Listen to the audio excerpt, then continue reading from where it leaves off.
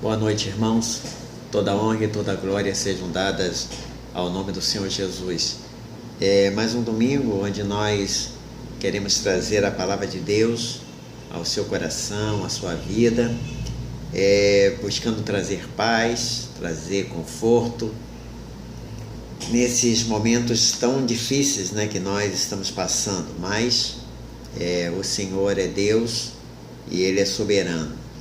E diante de essas situações todas, que nós estamos passando nessa pandemia, a pandemia das incertezas, a pandemia das comunicações dúbias, das comunicações que não mostram fatos realmente verdadeiros, comunicações da catástrofe, onde nós temos uma catástrofe, mas não aparece ninguém trazendo uma solução, E precisamos repensar nisso tudo. E nessa noite, eu gostaria de pensar com os irmãos sobre restauração. A restauração, a definição da palavra, significa ação de recuperar, ação de reparar, de consertar, de recuperar. Trabalho que é realizado em uma obra, ou em uma obra de arte, ou em uma construção, faz com que as partes deterioradas sejam restabelecidas. Isso é uma restauração. Melhorar alguma coisa que outrora tinha sido realmente boa. E quando nós falamos de restauração, falamos que a igreja precisa de restauração, a nação precisa de restauração, nós precisamos de restauração.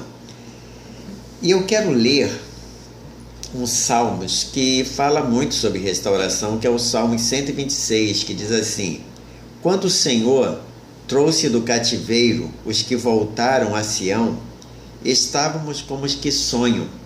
Então a nossa boca se encheu de riso e a nossa língua de cânticos. Então se dizia entre as nações: grandes coisas fez o Senhor por estes, grandes coisas fez o Senhor por nós, e por isso estamos alegres.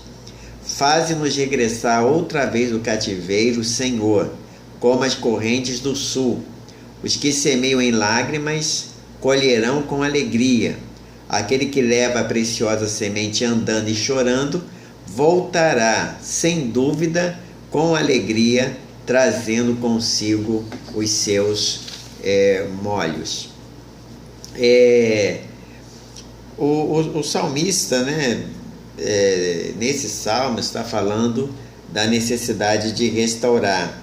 E a habilidade que Deus tem de restaurar a vida está além da nossa compreensão.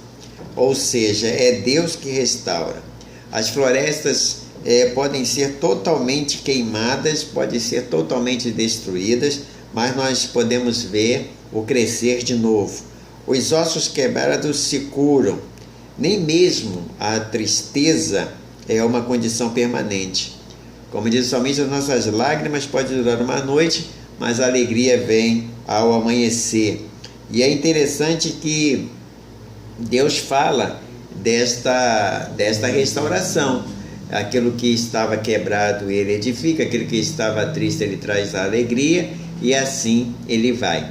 Estes salmos acontecem no ano 597, quando aconteceu o cativeiro babilônico, onde mais ou menos durante 180 dias a Babilônia cercou Jerusalém, não permitindo que o povo saísse dali, e muitas pessoas morreram ali, até que Nabucodonosor resolve invadir Jerusalém e queimando toda a cidade, inclusive destruindo o templo, e mandando a elite da Judéia, do povo de Judá, para serem cativos na Babilônia, onde ficaram durante 70 e longos anos.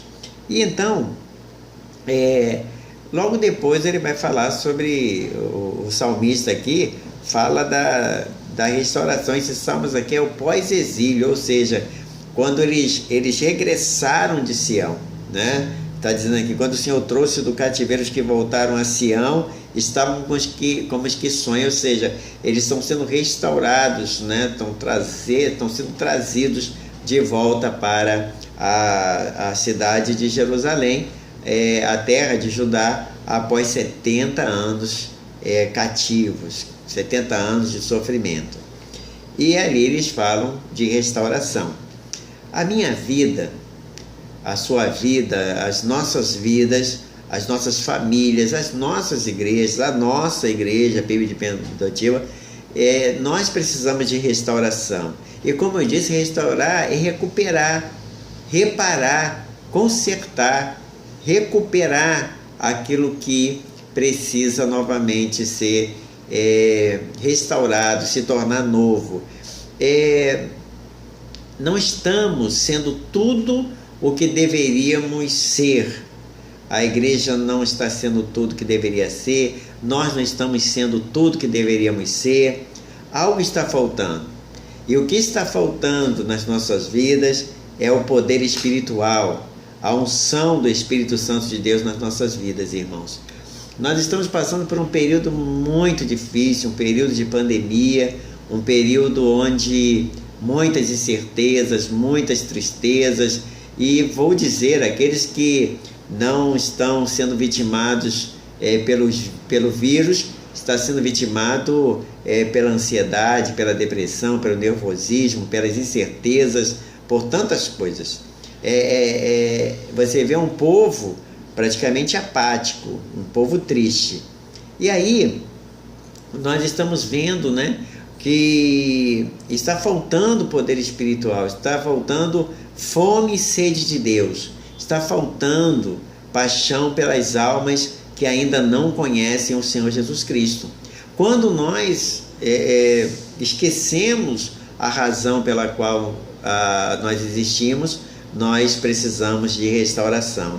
E os Salmos 126, um Salmos que também foi pregado, e essa mensagem está baseada na Escritura Sagrada e também em escritos do pastor Hernandes Dias Lopes.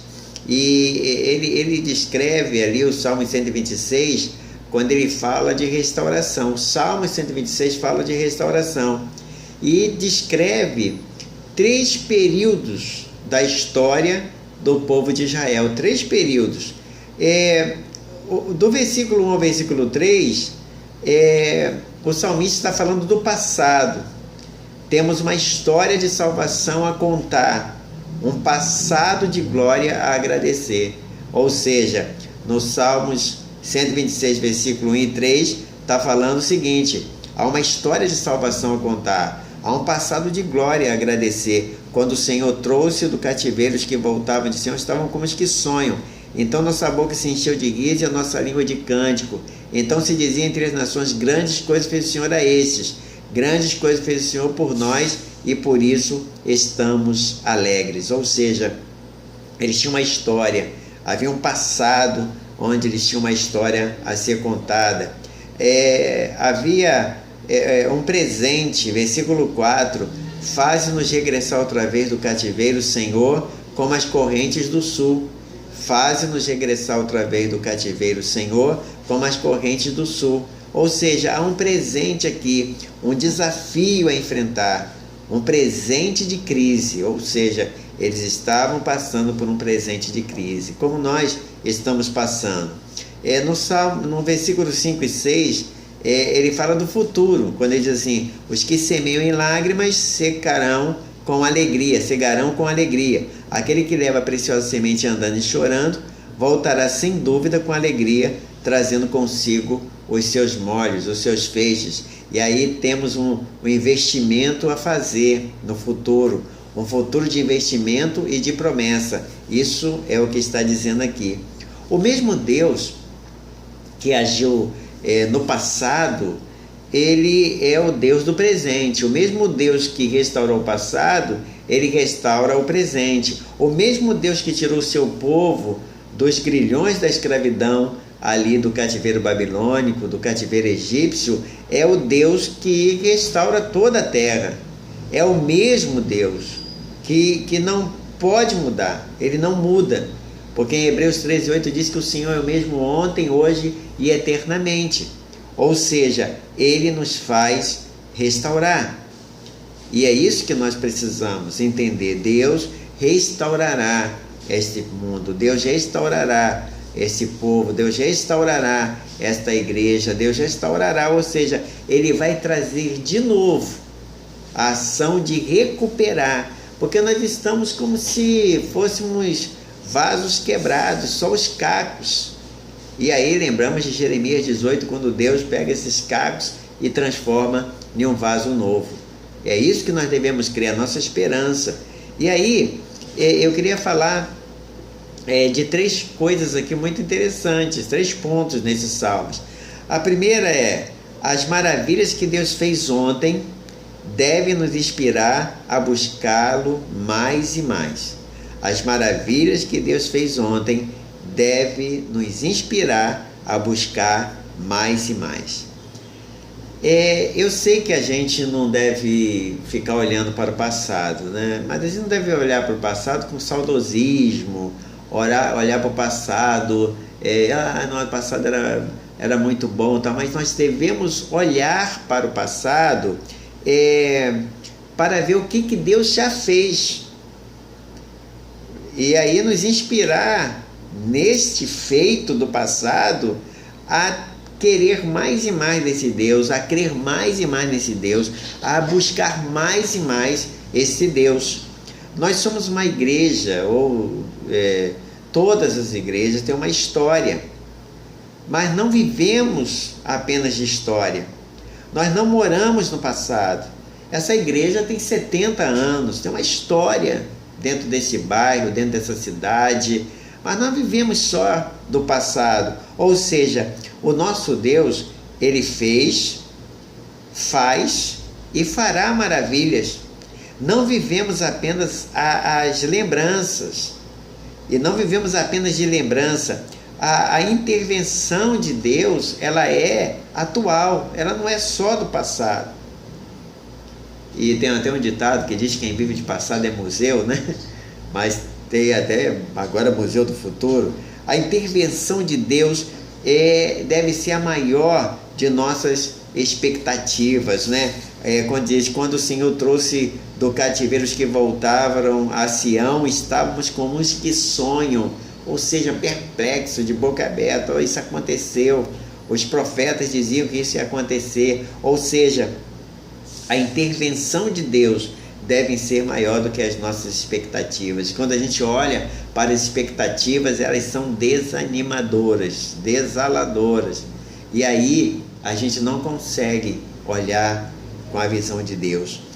O povo tinha perdido a liberdade, o povo tinha perdido a nação, o povo tinha perdido o templo, o povo tinha perdido família, os cultos, as festas, o cerco, a fome, a espada e a escravidão era a realidade daquele povo.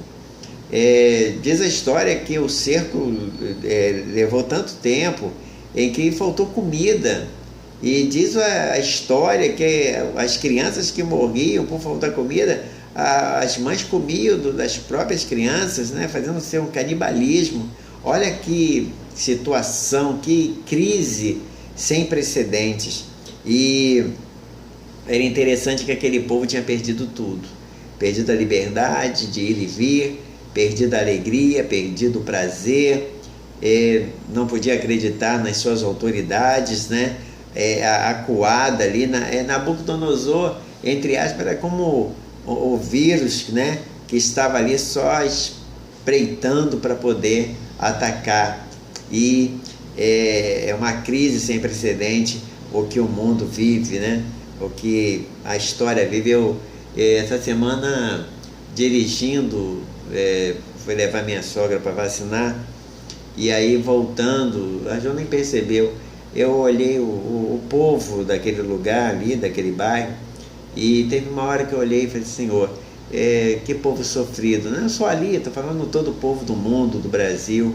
Eu falei, meu Deus, poxa vida, tem de misericórdia, né? Traga refrigério o mais rápido possível, tragam boas notícias, que nós já não aguentamos mais, estamos assim, nem querendo mais acompanhar jornais, nem ler, porque as notícias são sempre notícias ruins. E o povo tinha perdido isso. E como o povo estava? Como aquele povo ali preso na cidade de Jerusalém, vocês têm que entender que a cidade era murada, né? Era cercada e esse povo estava ali dentro. Como é que aquele povo estava? Aquele povo estava em crise. E que tipo de crise? Primeiro, crise de desinstalação. Ou seja, eles até... o Salmo 137, apesar de estar depois do Salmo 126, a cronologia é o inverso, né? Aqui diz aqui, o Salmo 137 é quando eles estavam exilados, né? Desinstalados ali de Jerusalém, e aí o salmista escreve: junto aos rios da Babilônia nos assentávamos e chorávamos, lembrando-nos de Sião, nos salgueiros que há no meio dela penduramos as nossas harpas, porquanto aquele que nos levaram cativo nos pediu uma canção, e os que nos destruíram, que os alegrássemos, dizendo: cantai um cântico de Sião. Mas como entoaremos um cântico do Senhor em terra estranha? Ou seja, eles estavam em uma crise de desinstalação às margens do rio da Babilônia. Foram arrancados do seu lar, seus vínculos quebrados, perderam seus bens, famílias, e para onde não gostariam de estar. Eles não estavam às margens do rio Jordão, mas às margens do rio da Babilônia. Nos assentávamos e chorávamos. Havia uma crise de desinstalação, quando a sua vida muda completamente, como está acontecendo na pandemia, né? Ora você está em casa, você não está, hora fecha, hora abre, hora você está home office, hora você está na empresa.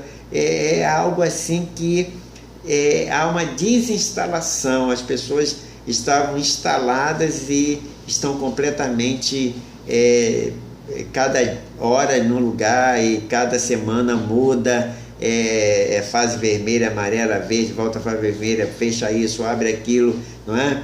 A gente, por exemplo, igrejas evangélicas, não sabe se daqui a pouco fecha tudo, daqui a pouco... Eu ainda permaneço só com culto pela manhã, os cultos de domingo são online, à noite, quarta-feira também, porque volta, daqui a pouco fecha, daqui a pouco você não sabe, né, o que vai acontecer. As autoridades estão com seus medos e completamente sem saber o que devem fazer. Crise de apatia coletiva, ou seja, eu estou falando no ponto, as maravilhas que Deus fez ontem devem nos inspirar a buscar Deus mais e mais. Mas por que esse povo não estava buscando? Eles entraram em crise diante da situação. Eles não estavam olhando, eles estavam olhando ali o presente era triste. Quando a gente olha o presente nós estamos fazendo um ano de pandemia, né? Hoje, dia 15, faz um ano que nós encerramos os cultos presenciais, voltamos só em setembro. A nossa igreja é assim, só um culto presencial. E um ano, quando nós pensávamos que já estaríamos com uma vida mais tranquila, mas continuamos assim. Então há uma apatia coletiva. Nós nos assentávamos, ou seja, apatia, um desânimo crônico, era a morte da esperança, é apostar que a crise é imutável, é aceitar o caos. Todos estão apáticos. Essa é a realidade também nossa, né? Nessa pandemia, estamos apáticos. Nós não conseguimos lembrar do Deus que fez maravilhas no passado. Por quê? Porque o nosso presente é muito triste, nos falta fé, nos falta esperança. Os homens são maus, né? Se cumpre hoje Quando Paulo fala em 2 Timóteo 6,10, o amor ao dinheiro é a raiz de todos os males. Essa é a verdade. Não vou entrar em detalhes aqui o porquê que eu estou dizendo isso. Havia uma crise de melancolia, ainda falando do Salmo 137, né? Quando ele diz assim, nós nos assentávamos e chorávamos. E olha, eles faziam, não, porque inclusive os babilônicos conheciam como os judeus cantavam bem a Deus, os hinos eram muito, os salmos. E aí ele diz assim, olha, eles nos pedem para que nós cantemos um cântico de Sião. Mas eles já tinham pendurado as suas harpas, ou seja, havia uma melancolia muito grande, não havia cântico, havia choro, havia murmúrio, lamento, gemidos. Eles não cantavam, não sonhavam, eles não reagiam à crise, ou seja, estavam apáticos, melancólicos. Havia uma crise nostálgica, ou seja, lembrando-nos de Sião. Lembrando de Sião. Lá em Sião nós cantávamos, lá quando não estava tudo bem, quando não tinha crise, não tinha pandemia, não tinha problemas nenhum, aí eu cantava muito, mas agora não tem como cantar.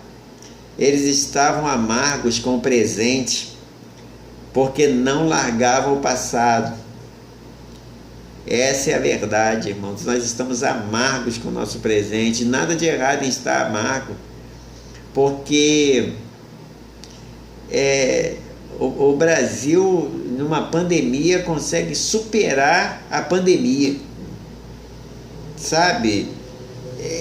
A falta de união, a falta de amor ao próximo, a falta de entrega dos poderes públicos, de todas as esferas, é algo realmente assustador.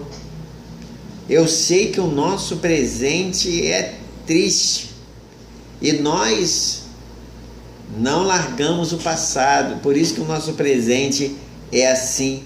Eles só cantavam os cânticos de Sião em Sião. Eles penduraram as suas harpas. Havia uma crise de mágoa incurável.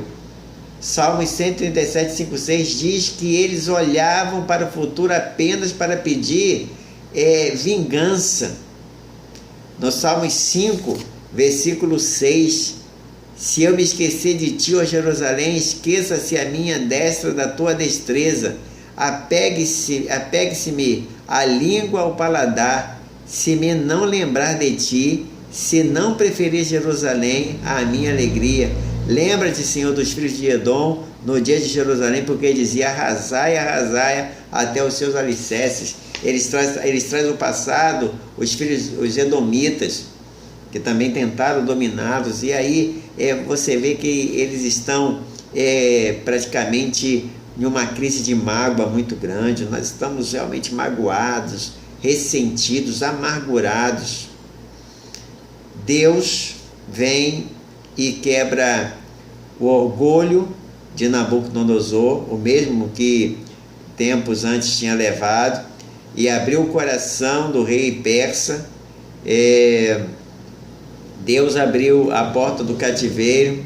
A libertação não é obra humana, é intervenção sobrenatural de Deus. É Deus quem restaura, é Deus que nos tira da cova, é Deus que nos dá a liberdade, é Deus que nos põe de pé, é Ele que nos faz sonhar novamente, é Ele que enche-nos de poder. Nós não podemos nos contentar com as migalhas que caem das mesas do Senhor, porque Ele quer nos dar pão. Ou seja, restaura-nos, Senhor. Essa deve ser a nossa oração.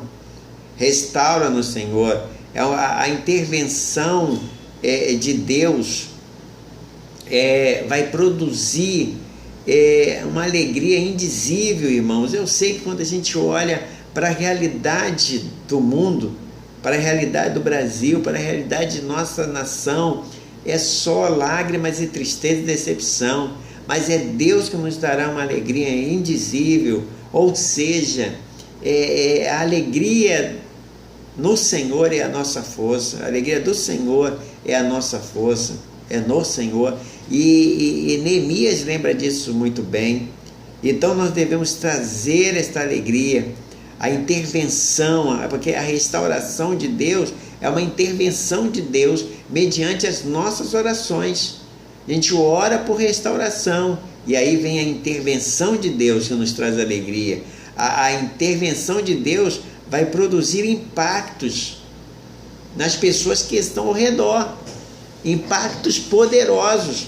Quando o salmista diz aqui no Salmo, agora voltando para o 126, ele diz assim, olha, e então a nossa boca se encheu de riso, a nossa língua de cânticos, e então se dizia entre as nações, grandes coisas fez o Senhor a estes.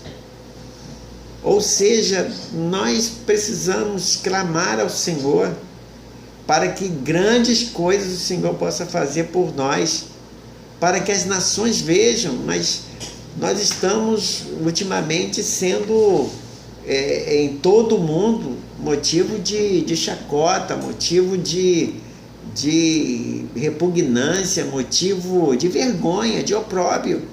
Nossa nação, não, mas é porque teve uma cepa nova, mas não importa mesmo. Vacina a passo de tartaruga manca. E isso coube os prefeitos fazerem. Tem um plano nacional de vacinação, mas Senhor, misericórdia. Não sei de onde está o erro, mas não procure onde está errado. Já errou lá atrás, então vamos acertar. A gente fica igual aqui na mensagem, olhando para o passado, olhando para o passado, olhando para o passado, e não se consegue. A gente no passado, no presente, olhando para o passado e não para o futuro. O que nós vamos fazer agora? A intervenção de Deus gera reconhecimento sincero. Versículo 3, grandes coisas fez o Senhor por nós e por isso estamos alegres, reconhecemos. Foram grandes coisas que foram feitas, foi o Senhor quem as fez. E essas grandes coisas foram feitas por nós e não contra nós. Nós precisamos pedir a Deus, restaura-nos, Senhor, para que possamos ter novamente uma alegria, para que as pessoas vejam o impacto do que é servir a um Deus Todo-Poderoso. Intervenção é reconhecer, Senhor, grandes coisas o Senhor fez por nós e por isso estamos cheios de alegria. Primeiro lugar, esse salmo fala das maravilhas que Deus fez ontem e que deve nos inspirar a buscá-lo mais e mais. Eu sei que quando você olha no presente, você vai ficar pensando assim, não tenho razão para buscar a Deus. Mas quando você olha para o passado e vê o que Deus fez na sua vida, na vida da igreja, na vida da nação, na vida do mundo, você reconhece, opa, peraí, eu tenho motivo para estar alegre, porque grandes coisas fez o Senhor por nós. E quando ele diz assim, quando o Senhor trouxe do cativeiro os que voltaram a Sião, estávamos como os que sonham, estamos perplexos. Eu ainda queria ver essas pessoas que não acreditam em Deus perplexo de um agir de Deus de um dia para a noite, sabe? Das pessoas não entenderem o que aconteceu.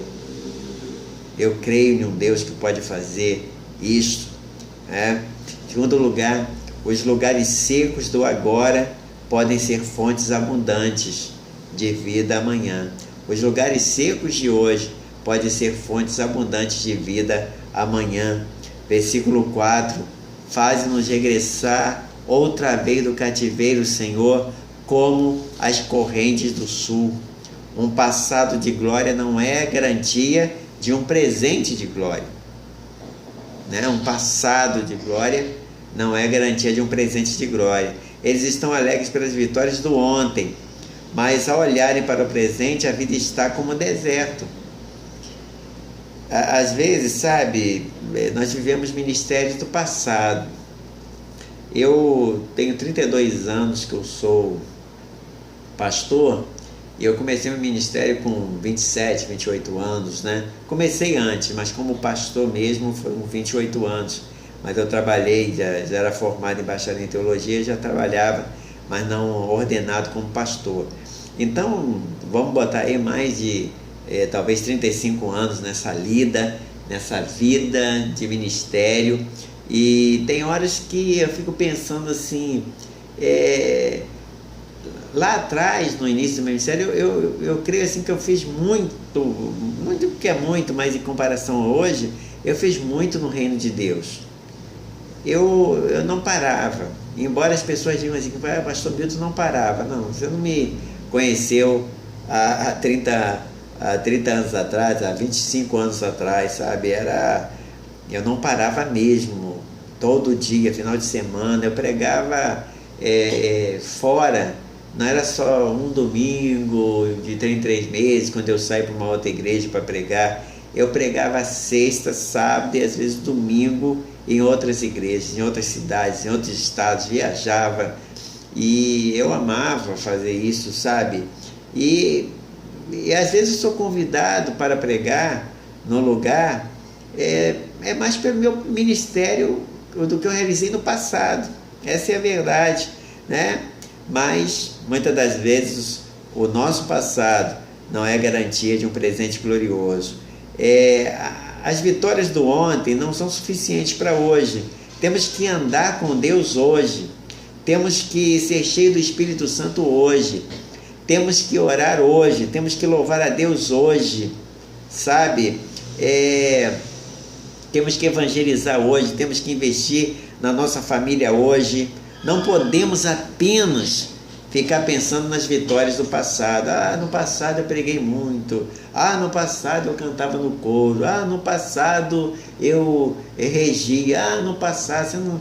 Irmãos, isso não garante nada. O segredo é dar continuidade, é dar prosseguimento. As antigas bênçãos não são suficientes para a vida hoje. Assim como as antigas mágoas não devem estragar o presente. Sansão era um jovem cheio do Espírito Santo, mas cedeu ao pecado e terminou sua vida preso e cego. Davi era um homem segundo o coração de Deus, mas por não vigiar, adulterou, mentiu e cometeu um assassinato. Os lugares dos grandes avivamentos de ontem, hoje são palcos de igrejas praticamente mortas. Todas as 7 igrejas da Ásia, que está lá em Apocalipse, não existem mais. A igreja, a pessoa, né? Igrejas, pessoas, elas não morrem.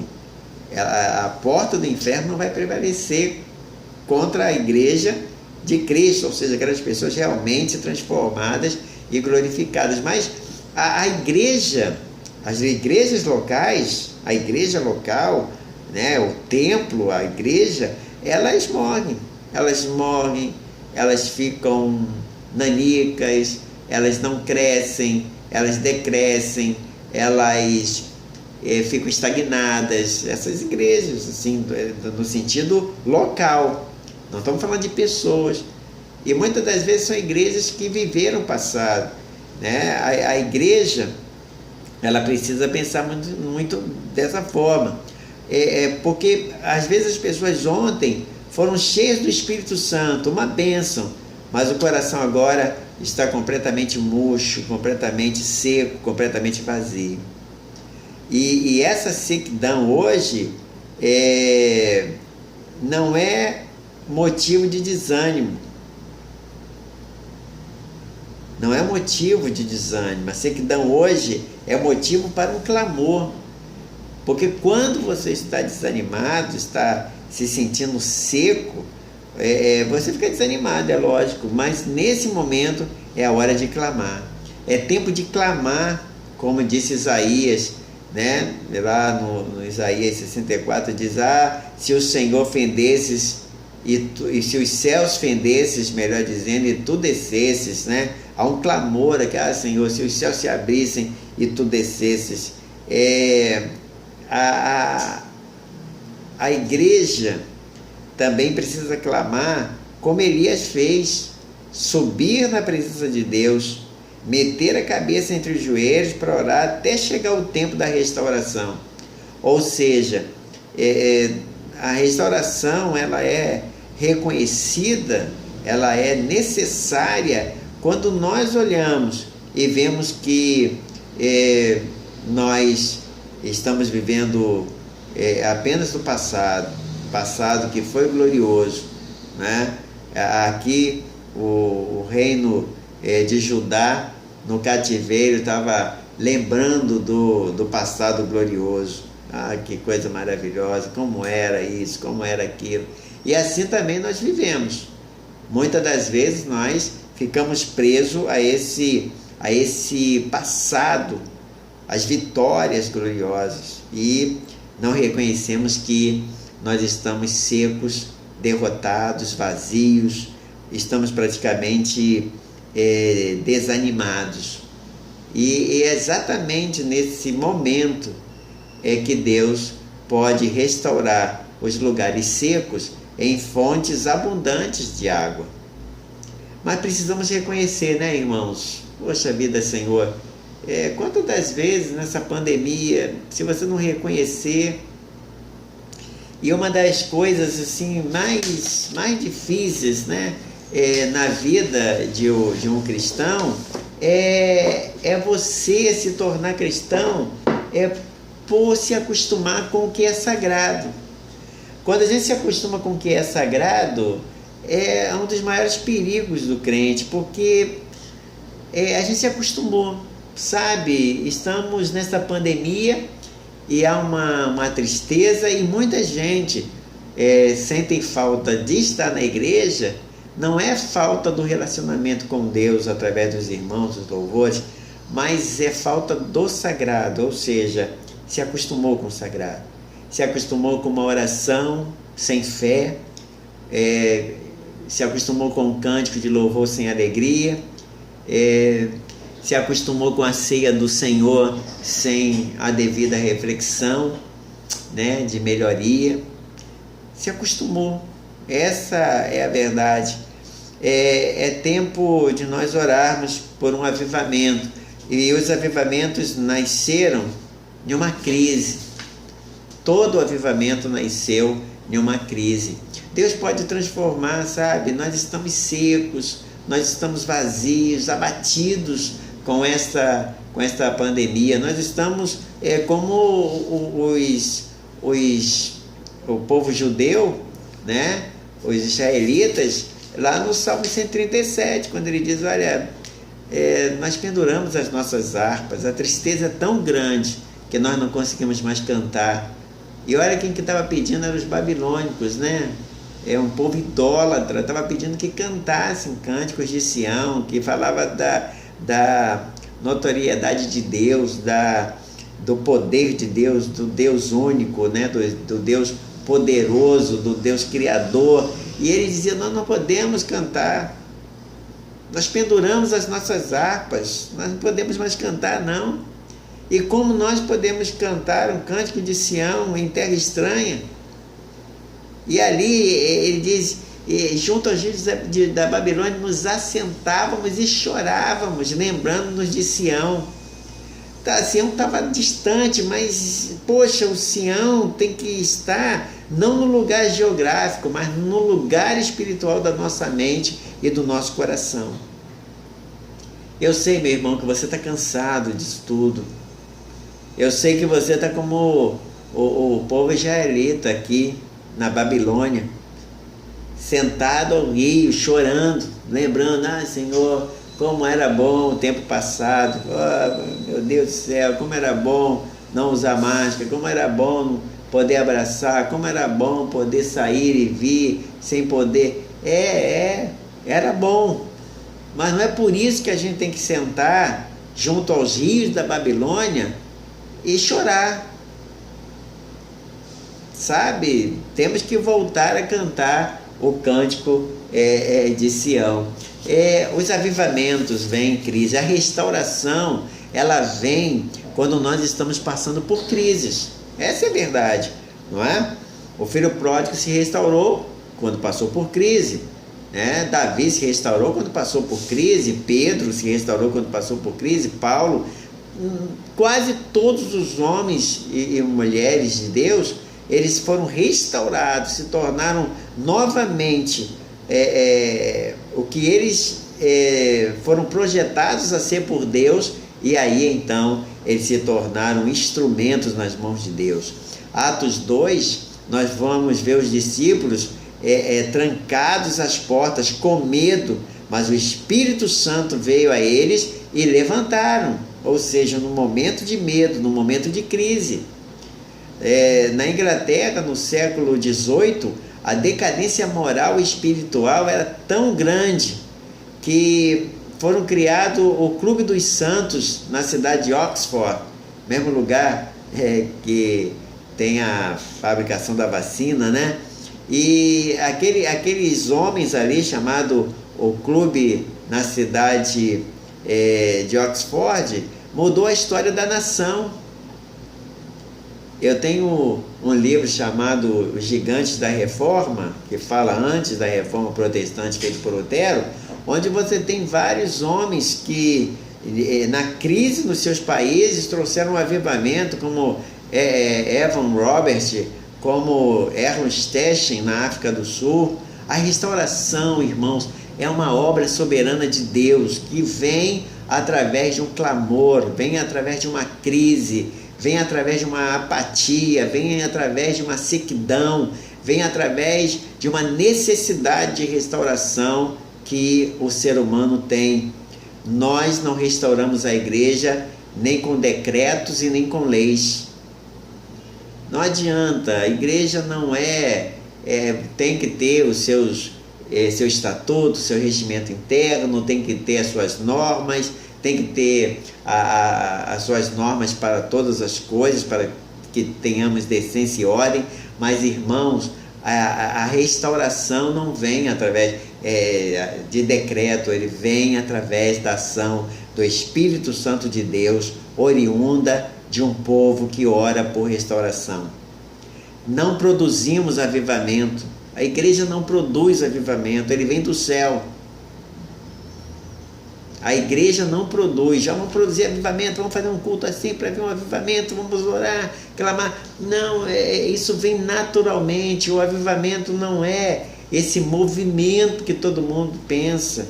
O avivamento é justamente nós voltarmos a sermos restaurados como homens e mulheres de Deus, cheios de sentimentos de Deus, cheios de frutos de Deus, cheios de poder de Deus, não sobrenatural, mas poder do amor, poder da paz, da alegria, da restauração, da empatia. Isso é avivamento espiritual. Nós procuramos melhores métodos e Deus procura melhores homens. A.M. Bold, do autor, criador do Exército da Salvação, nós procuramos melhores métodos e Deus procura melhores homens. Ezequiel 37, nós temos uma expressão de Ezequiel, quando diz: Senhor, poderão reviver esses ossos? E aí Deus responde para Ezequiel, aí Ezequiel responde: Senhor, tu sabes, tu sabes. A restauração é fruto da oração fervorosa. Hoje temos fome de muitas coisas, mas precisamos ter fome de Deus. Hoje nós queremos ler muito sobre oração, queremos ter congressos sobre oração, palestras sobre orações, mas só que a oração é prática. A oração ela não tem vamos ensinar alguém a orar? Apesar dos apóstolos pedirem: Senhor, ensina-nos a orar. E aí Deus vai ensinar ali uma oração que vai dizer o seguinte: olha, é relacionamento. A oração é uma necessidade. Pregamos sobre oração, temos uma boa teologia sobre oração, mas nós oramos pouco. Essa é a verdade. Jesus orou, o céu se abriu, a igreja orou e o Espírito foi derramado. Elias orou e a chuva caiu. Spurgeon disse que o segredo do ministério dele era ter uma igreja que orava. O segredo do ministério dele era ter uma igreja que orava. É verdade. Os melhores momentos no meu ministério pastoral, quando eu pregava no púlpito e fazia os apelos, era muitas decisões que acontecia, mas era muito interessante porque nesse ministério, enquanto eu estava, a igreja era no segundo andar, enquanto eu estava no segundo andar pregando, né, numa sala abaixo do púlpito, tinha sempre um grupo de irmãs orando, irmãos, né, não só irmãs. Eram escalados para na hora da mensagem, na hora do apelo, na hora da mensagem eles oravam, ali, silêncio, e na hora do apelo eles dobravam os joelhos e clamavam. Irmãos, eram muitas decisões, muitos batismos, porque é fruto da oração. Esse é um tempo, irmãos, de restaurarmos, de orarmos pela restauração dos nossos casamentos, restauração das nossas famílias, restauração da nossa vida. Precisamos disso o mais rápido possível. E a restauração é um milagre da parte de Deus. A restauração é um milagre da parte de Deus. Deus transforma o deserto em mananciais de água, sabe? Deus dá vida, Deus traz alegria, Deus traz contentamento, Deus traz revelação da sua palavra. Então nós precisamos nessa pandemia pedir a Deus: Senhor, restaura-nos, traga-nos de volta, Senhor. Por último, a semeadura com lágrimas é um prelúdio certo de uma colheita abundante. A semeadura com lágrimas é um prenúncio de uma colheita abundante. Quando dizemos que semeiam em lágrimas, colherão com alegria. Aquele que leva a preciosa semente andando e chorando, voltará sem dúvidas com alegria, trazendo consigo os seus molhos, os seus feixes. Ou seja, sabe, cada vez que a gente chora, cada vez que essa semeadura é dinâmica, quando a gente diz que a semeadura é dinâmica, exige sair, andar e chorar. Às vezes nós achamos que o evangelho não é um evangelho de lágrimas, é um evangelho de lágrimas, sim. Choramos, sofremos, temos muita alegria, sim, mas esse ano 2020, 2021 era pregar o evangelho, pregamos o evangelho com muitas lágrimas, né? Muitas lágrimas. Precisamos pregar aos ouvidos e aos olhos. Precisamos pregar aos ouvidos e aos olhos. Precisamos trazer um evangelho que realmente se torne impactante, se torne, sabe, não é triste, não, é triste pela situação, e aí você sente a dor do outro e começa a clamar ao Senhor: Senhor, tem misericórdia de mim que sou pecador, Senhor, tem misericórdia do meu povo, Senhor, tem misericórdia desse povo brasileiro, tem misericórdia, e aí você começa a clamar ao Senhor. Precisamos regar o solo, muitas das vezes com lágrimas. Precisamos aprender o evangelismo das lágrimas com Jesus, com o apóstolo Paulo, William Bolt, Spurgeon, Moody e tantos homens de Deus também, né, que choraram e choram a pregação do evangelho. Não é fácil, mas nós temos a certeza que a colheita é certa, feliz e abundante. Ou seja, eu não quero olhar eu estou no presente, eu não quero olhar para o meu passado lembrando dos feitos gloriosos do passado. Não, eu olho para o meu passado lembrando do grande Deus, pelo que Ele fez lá no meu passado. Eu tenho uma história, você tem uma história que nós podemos contar. E quando eu estou no presente, olho para o passado, vendo o que Deus fez por mim, eu sei o que Ele fará à frente, porque Ele está à frente.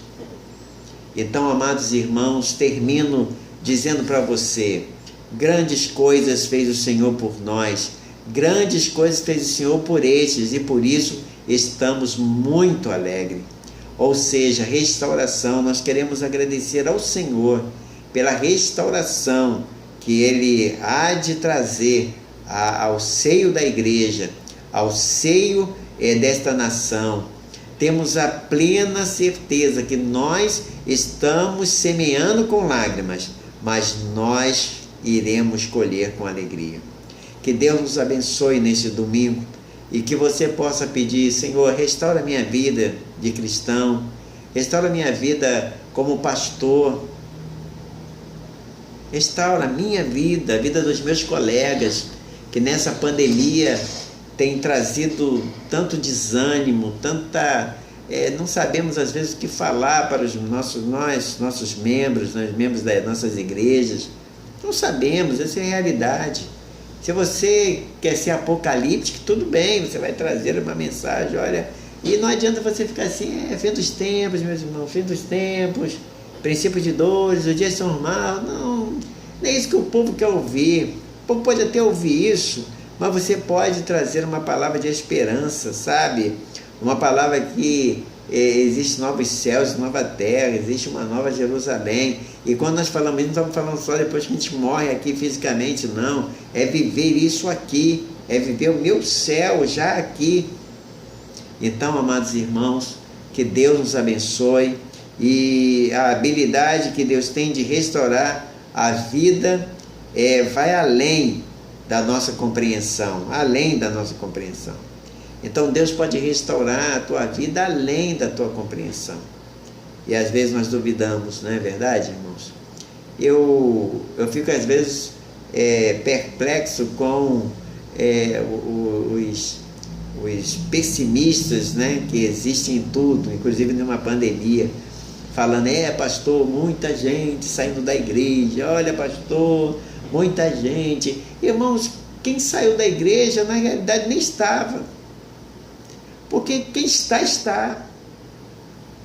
Quem está na igreja está com Cristo. Agora, quem está só na igreja, quem está com Cristo está na igreja. Agora, quem está só na igreja, às vezes não está com Cristo. Mas, em compensação, o que eu estou vendo de pessoas, o que eu tenho dado de discipulado, às vezes, pelo Zap, de pessoas que estão regressando, de pessoas que querem se batizar o mais rápido possível, também é grande. Irmãos, abre seus olhos, não seja negativista, não seja pessimista, seja alguém realista, mas otimista, né? Porque quando o Senhor trouxe de cativeiro os que voltaram, Senhor, estávamos como os que sonham. E é isso que vai acontecer nas nossas vidas, sabe? É isso que vai acontecer quando o Senhor restaurar a nossa sorte, quando o Senhor restaurar a nossa vida tão triste, tão para baixo, tão cheia de notícias, caramba, 2.000 mortes por Covid por dia. Eu falei: Senhor Jesus, tem misericórdia. Se esses números forem verdadeiros, Senhor, tem de misericórdia. Se esses números são mentirosos, tem de misericórdia também, Senhor. De todos os lados que o Senhor tenha misericórdia. Mas eu não quero olhar para isso, eu quero olhar, sim, para que o Senhor possa nos dar o tempo de refrigério, o Senhor possa nos fazer descansar mais, porque os dias são maus. Mas a palavra de Deus diz: nós estávamos como os que sonham, sonhando com o fim da pandemia, sonhando com uma imunização mais rápida, sonhando em voltar a recuperar as nossas vidas. E aí, então, a nossa boca se encheu de riso, sem máscara, a nossa língua de cânticos. Então se dizia entre as nações: grandes coisas fez o Senhor por este. Olha só, a nossa língua se encheu de cântico. O mesmo povo que dizia: eu não posso cantar, eu estou cativo, eu não posso cantar, estou numa terra estranha, eu não posso cantar, eu estou passando por uma pandemia, eu não posso cantar, estou passando por um desemprego, eu não posso cantar, Eu estou extremamente perplexo com o cerco na cidade de Jerusalém. Eu não posso cantar, eu não posso. E aí vem a palavra de Deus e diz: restaura-nos, Senhor, para que eu possa. Restaura para que eu possa continuar caminhando. Que Deus te abençoe, meu irmão, e que esta palavra possa trazer a você conforto e consolo ao seu coração. Que Deus nos abençoe, nos dê um início de semana com a providência divina caindo sobre as nossas vidas, caindo sobre a nossa nação, nosso estado, a nossa cidade, para que verdadeiramente o Senhor nos restaure e venhamos a ter uma nova vida em Cristo Jesus. Que Deus nos abençoe. Amado Deus, muito obrigado, Pai, por esta palavra. E agora nós queremos te agradecer por esses salmos 126 e o 137, salmos tão bonitos, quanto uma história de uma época tão triste de Israel, mas de uma época também de restauração. Restauração é reconstruir, é consertar novamente, é colocar edificado no lugar onde deveria estar. Ó Deus, restaura nossa mente, o nosso coração, como cristão, como pai, como seres humanos, Senhor Deus, criado à tua imagem e conforme a tua semelhança. Por isso, Pai, eu te peço, dá-nos a tua graça, o teu amor, para que tudo aquilo que venhamos a fazer tenha a tua aprovação. E a nossa oração é essa, Pai, restaura-nos, Senhor. Mais uma vez te peço, restaura-nos. Restaura o teu servo pastor que fala contigo. Restaura os colegas pastores, Pai, que estão completamente desanimados, as famílias desses pastores. Ó Deus, restaura as igrejas espalhadas, os membros espalhados desta igreja. Restaura, Senhor. Restaura a nossa nação, Pai de amor. Ó Deus, traga cura, saúde, Pai, a esta nação. Traga, Senhor Deus, recuperação. Restaura a saúde desta nação, Pai. Tenha misericórdia do teu servo que hoje fala contigo, Senhor. Não olhe para os meus pecados, nem para as minhas falhas, mas para a vontade que eu tenho de servi-lo com interesse de coração. Perdoa assim os nossos pecados, Pai. Assim nós oramos, em nome do Senhor e do Salvador Jesus. Amém.